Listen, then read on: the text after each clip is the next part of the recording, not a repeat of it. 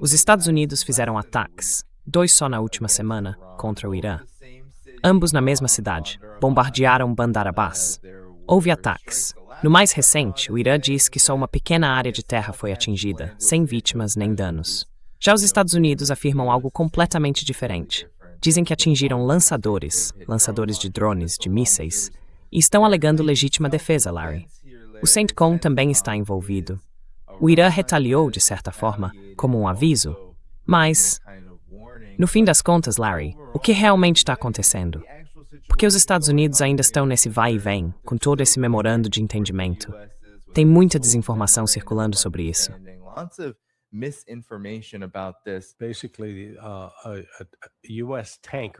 Basicamente, um petroleiro dos Estados Unidos, ou ligado ao Ocidente, desligou os sistemas de identificação e tentou passar escondido pelo Estreito de Hormuz. Os iranianos derrubaram o navio. Aí, em resposta, os Estados Unidos lançaram ataques contra o alvo que estavam tentando atingir, que, ao que tudo indica, não acertaram. Depois disso, o Irã disparou um míssil contra a base aérea no Kuwait, de onde tinham saído os aviões americanos. Mas foi mais um tiro de advertência, não uma tentativa real de destruir as aeronaves no solo. Isso poderia ter escalado, mas não aconteceu. E eu acho que isso mostra algo importante. Os Estados Unidos estão, na verdade, cutucando os iranianos no peito.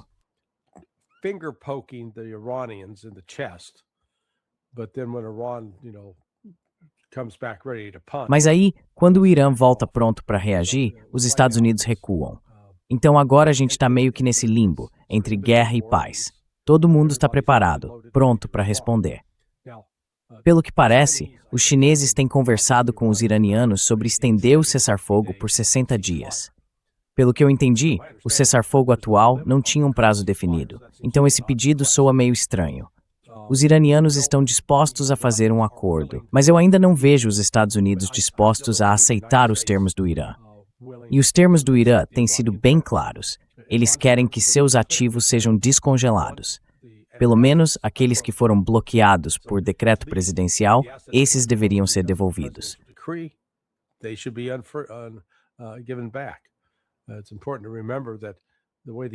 É importante lembrar que a forma como os Estados Unidos ficaram com esses ativos iranianos foi lá em 1978, quando o Shah ainda estava no poder. Os iranianos pagaram adiantado bilhões de dólares por equipamentos militares americanos, que com a queda do Shah nunca foram entregues. Desde então, os juros vêm acumulando. Por isso, o Irã quer que esses ativos sejam descongelados e devolvidos. Eles querem que as sanções sejam suspensas imediatamente, pelo menos as sanções sobre o petróleo. Mas nesse contexto, o secretário do Tesouro, Scott Bessent, anunciou novas sanções contra aeronaves e companhias aéreas iranianas, para que elas, em tese, não pudessem voar para outros países. Então, em vez de os Estados Unidos tentarem dar algum sinal de conciliação, o que estão fazendo é reforçar ainda mais a pressão.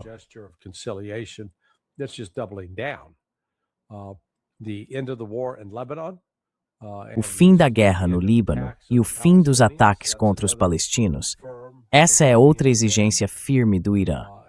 E por último, eles querem manter o controle do Estreito de Hormuz. E o Trump diz que não. Então, olha, esse memorando de entendimento, eu não vejo como eles vão chegar a um acordo. Porque ou os iranianos vão ter que recuar, o que eu não acho que eles vão fazer, já que estão numa posição forte, ou os Estados Unidos é que vão ter que fazer concessões. E eu também não vejo o Trump fazendo isso, pelo menos por enquanto. É por isso que eu disse isso. Eu sei que a Fox News está noticiando que, em 60 dias, eles vão assinar, só falta a aprovação final do Trump. Mas eu acho que, sendo o Trump quem é, ele vai voltar e dizer, não, isso eu não posso aceitar. Eles têm que fazer isso, aquilo e mais aquilo outro. E aí ele vai acabar explodindo as negociações mais uma vez.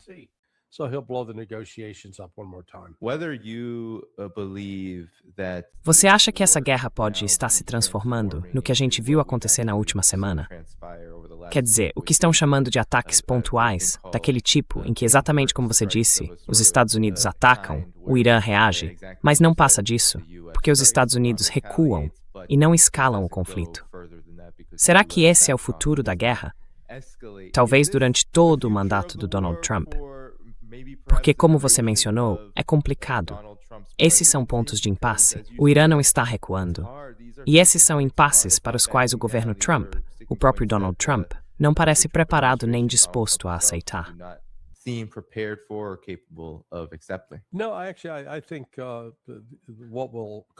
Não, na verdade, eu acho que o que vai fazer tudo sair do controle é a expansão dos ataques de Israel no Líbano. O cessar-fogo está em vigor desde o dia 15 de abril, mas na prática ele já foi rompido. É um cessar-fogo só no nome. Então vamos ver o que acontece agora com o Irã dando aos Estados Unidos até aqui um certo benefício da dúvida. Mas sinceramente eu não vejo como isso não volte a esquentar.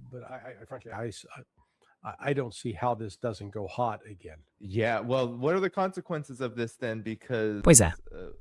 Então quais seriam as consequências disso? Porque a gente está vendo, claro, e eu acredito que em muitos aspectos, o governo Trump, os Estados Unidos, estão tentando manipular os mercados, administrar e contornar o que está se tornando cada vez mais uma situação econômica global insustentável. Retomar isso completamente significaria basicamente selar o destino justamente disso, da economia global.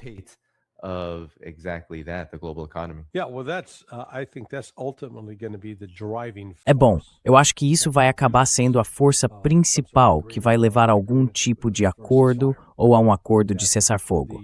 Porque o que a gente está enfrentando agora é exatamente essa turbulência econômica, a combinação de recessão com inflação, ou seja, estagflação. E por causa disso, a pressão política vai aumentar, não só sobre o Trump, mas em todo o cenário político. As pessoas vão perder emprego, vão pagar preços mais altos e isso é uma combinação perigosa. Mas sabe, o que está acontecendo agora no setor de chips de computador ainda não chamou muita atenção do público. Só que o corte no fornecimento de hélio, olha, 3 meses com 44% do suprimento mundial de hélio fora do mercado.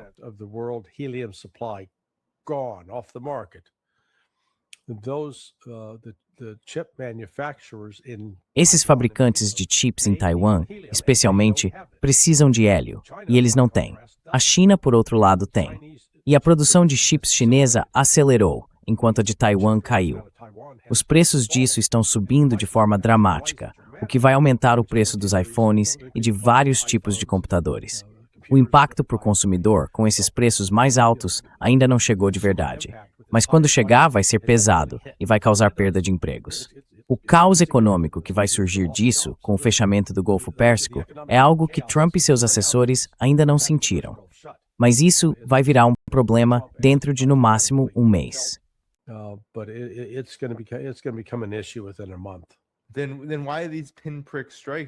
Então, por que esses ataques estão pontuais? Porque parece mesmo que estão dançando numa linha muito fina, em que o equilíbrio pode se perder facilmente. Então, por que fazer isso? Só para fazer o Irã parecer que está violando o cessar-fogo? Mas, no fim das contas, acho que o CENTCOM pode tentar controlar a narrativa. Eles já tentaram com os ataques recentes, dizendo que o Irã foi quem lançou drones primeiro contra os navios dos Estados Unidos e que isso teria levado aos ataques em Bandar Abbas. Mas eu acho que o histórico é bem claro, tanto nessa guerra quanto em outras anteriores. Geralmente, são os Estados Unidos que começam as guerras.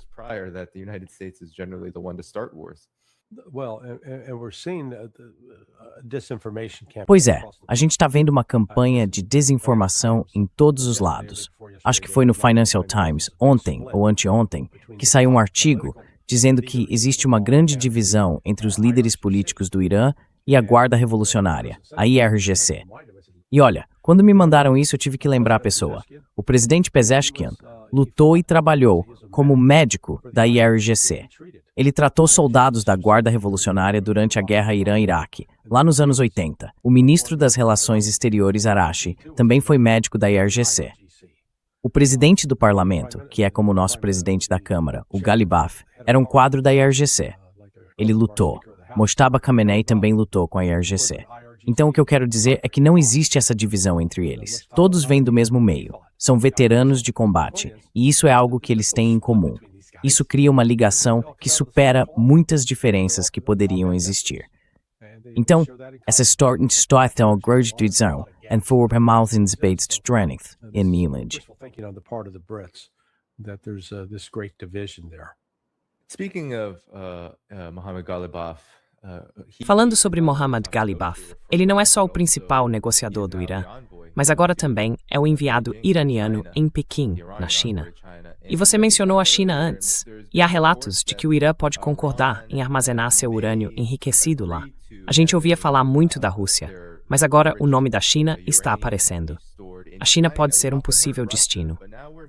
O Irã já rejeitou completamente a ideia de atender às exigências dos Estados Unidos para que seu urânio fosse armazenado pelos americanos, dizendo que isso seria uma rendição. Mas qual é o significado disso? Parece que toda vez que se fala sobre o Irã tentando negociar de boa fé em torno de qualquer um desses temas, a Rússia e a China estão sempre no centro da conversa.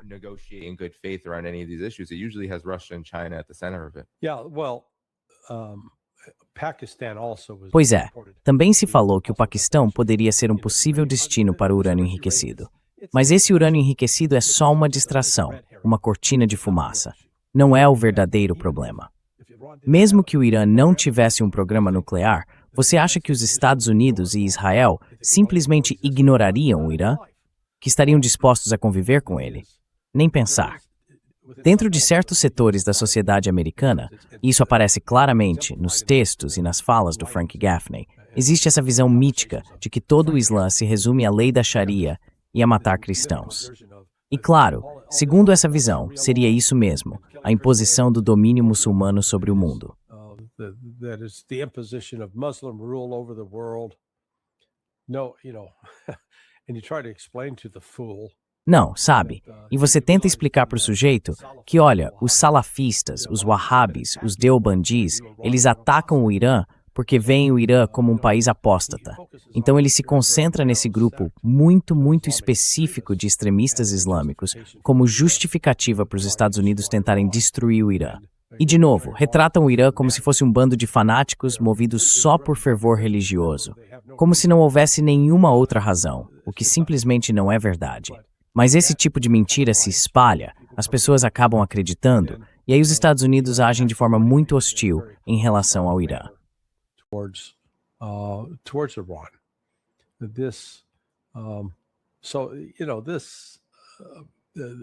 Iran. Então veja bem, os Estados Unidos se recusam a reconhecer o Irã. Estão irritados com os iranianos porque eles tiveram a ousadia de derrubar um governo que a gente tinha imposto pela força. E a gente teve dificuldade em aceitar isso. Achávamos que o Irã era nosso, e o povo iraniano teve a ousadia de tomar o país de volta. Desde então, temos feito de tudo para tentar destruir o Irã. E foi interessante, porque eu estava assistindo a um debate entre 3 baby boomers, o Frank Gaffney e mais 2 senhores da minha geração, e 3 pessoas mais jovens, da chamada Geração X, acho que é assim que chamam. E olha, os boomers insistiam que o Iraque tinha armas de destruição em massa.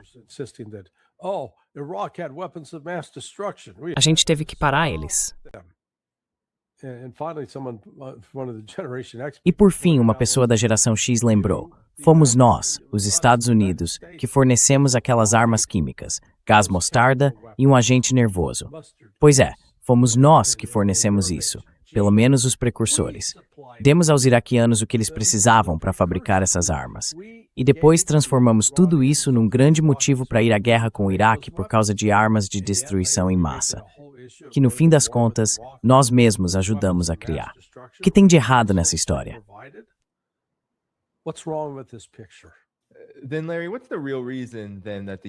Então, Larry, qual é o verdadeiro motivo para os Estados Unidos continuarem nessa guerra ao lado de Israel? Sabe, parece que muitos países do Golfo estão basicamente saindo de cena, de várias formas. Até os Emirados Árabes Unidos, segundo dizem, têm mantido algum tipo de conversa indireta com o Irã para tentar reduzir as tensões, embora eu ache que essa oportunidade já tenha passado. Mas ainda assim, o que exatamente faz com que os Estados Unidos e Israel continuem nisso, considerando que os ataques começaram em 28 de fevereiro? A gente claramente ainda não chegou a nenhuma solução para essa fase da guerra, mas isso já vem se arrastando há bastante tempo. Então, qual é o verdadeiro motivo This has aqui? been going on for quite a long time. So what's the real reason here? Well, no, it is the destruction of the Iranian Não, Republic. o que está acontecendo é a destruição da República Iraniana, da República Islâmica. A gente não pode permitir que uma nação que declaramos como inimiga continue existindo. Tudo isso tem a ver com a obsessão de Israel em destruir o Irã. Veja, o Irã não reconhece Israel como uma nação legítima. Eu costumava achar que essa era uma posição absurda, mas sinceramente cheguei ao ponto de concordar com o Irã. Eu acho que Israel é um estado de apartheid. Acho que é um estado racista. E acredito que está envolvido em tipos de conduta que vimos com os nazistas, só que em vez de direcionar isso contra os judeus, direciona contra os palestinos. Mas é ódio étnico. Sabe, há pouquíssimos casos na história de países que basicamente aprovaram leis de pureza racial.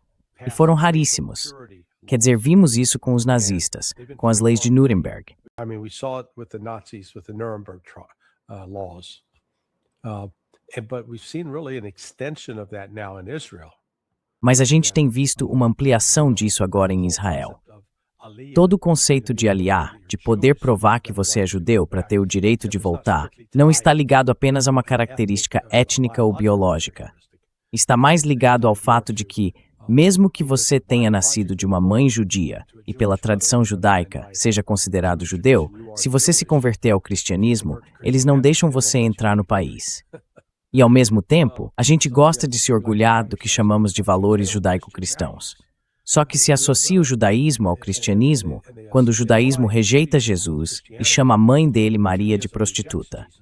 Enquanto no Islã, Jesus é elevado à condição de profeta e Maria é respeitada como uma mulher santa.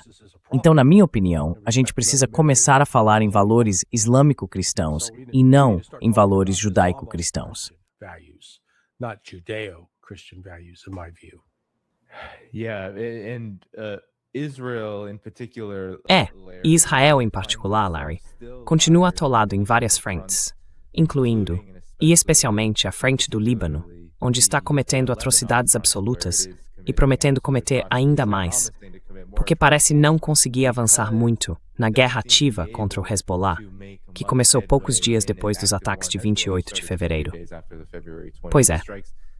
Então talvez a gente possa falar sobre isso dentro do contexto dessa mudança global que está acontecendo, porque quanto mais tempo isso durar, mais a grande mídia comenta que parece haver um polo formado pelos Estados Unidos, Israel e, eu diria, uma boa parte da Europa, que simplesmente segue os Estados Unidos, ou trabalha lado a lado com eles nesse projeto de unipolaridade. E parece que esse polo está ficando cada vez mais isolado e cada vez mais deslegitimado no cenário mundial.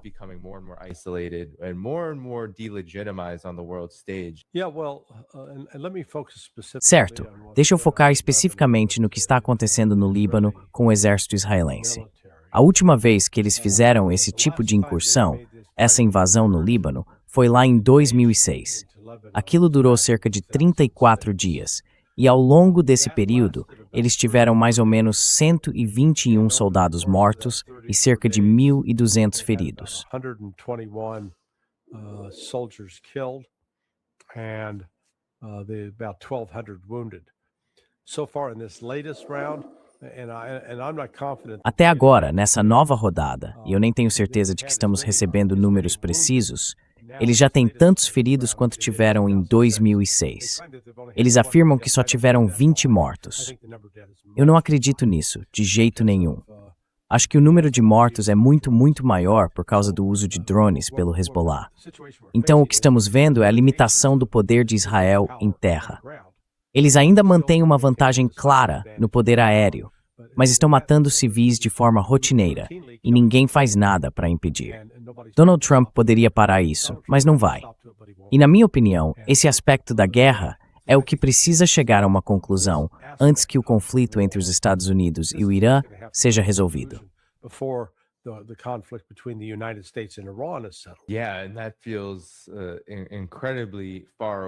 E isso parece algo muito distante. Mas você tem razão.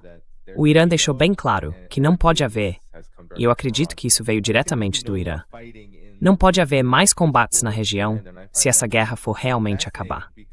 E eu acho isso fascinante, porque quantas vezes a gente já ouviu, sabe, dos think tanks, dos neocons, do governo Trump, de belicistas de todos os lados, de toda a elite. Sempre dizem que o Irã só pensa em si mesmo, que usa grupos aliados, que só se importa com esses grupos. Mas se são aliados deles, por que não se protegeriam antes de tudo? Eles estão vinculando completamente o fim das hostilidades ao resto da resistência.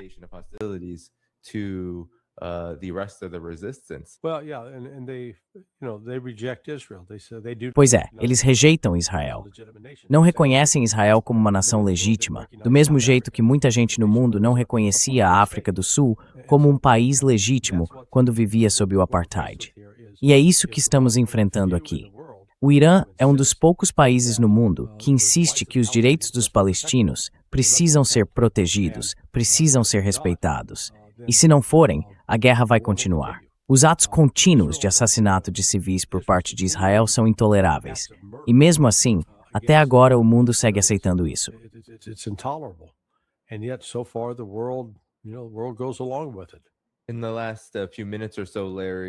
Nos últimos minutos, Larry, talvez você possa comentar sobre a situação dos outros fronts geopolíticos. Porque muitas vezes a gente ouve que o governo Trump está preso, no caso do Irã, preso nesse atoleiro iraniano em que o próprio governo se colocou, e que isso estaria atrasando qualquer tipo de ação mais significativa ou de atenção a outras áreas. Por exemplo, a situação delicada com Cuba. O político chegou a dizer que os Estados Unidos estariam prontos para invadir Cuba a qualquer momento. E depois surgem outros relatos dizendo que primeiro é preciso resolver a questão do Irã e que vão tentar sanções mais duras, mais pesadas. Então tem Cuba. E claro, tem também o front da Ucrânia, que parece estar ficando cada vez mais desastroso para a esfera Estados Unidos-OTAN, à medida que tudo isso continua. Porque agora a Rússia está extremamente irritada com os acontecimentos das últimas semanas.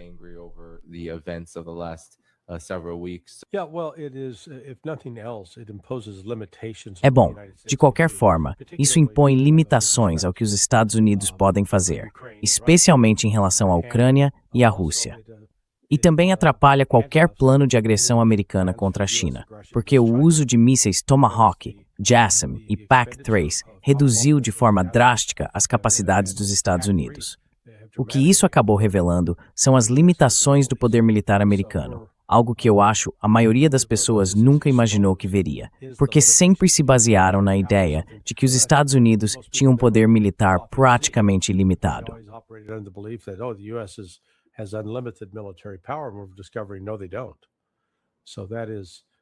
A gente está descobrindo que não, eles não têm esse poder todo. Então esse é provavelmente um dos momentos mais marcantes. É como naquela cena do filme O Mágico de Oz, quando a Dorothy e os 3 companheiros dela estão diante do que parece ser o grande e poderoso Oz.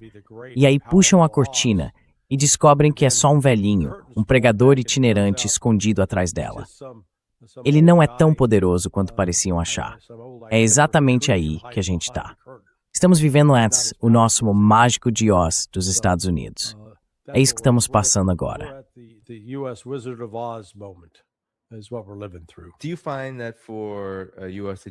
Você acha que, para a hegemonia dos Estados Unidos, e porque eu diria ser o seu principal parceiro de sempre, Israel, os próximos anos, talvez até a próxima década, vão ser bem difíceis? Porque parece que, mesmo com a posição deles enfraquecendo, algo que até a grande mídia ocidental e vários neoconservadores já admitem, os dois ainda estão dispostos a seguir juntos, se aprofundando cada vez mais em novas escaladas e em guerras que não têm como vencer.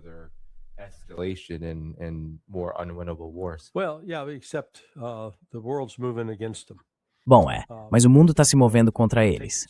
Sabe, vamos olhar alguns indicadores. Os países estrangeiros estão se alinhando para comprar títulos do Tesouro Americano ou para vender esses títulos. A resposta é vender. Eles não estão comprando, estão vendendo. O número de países que usam petrodólares para comprar petróleo está aumentando ou diminuindo? A resposta é diminuindo. Certo.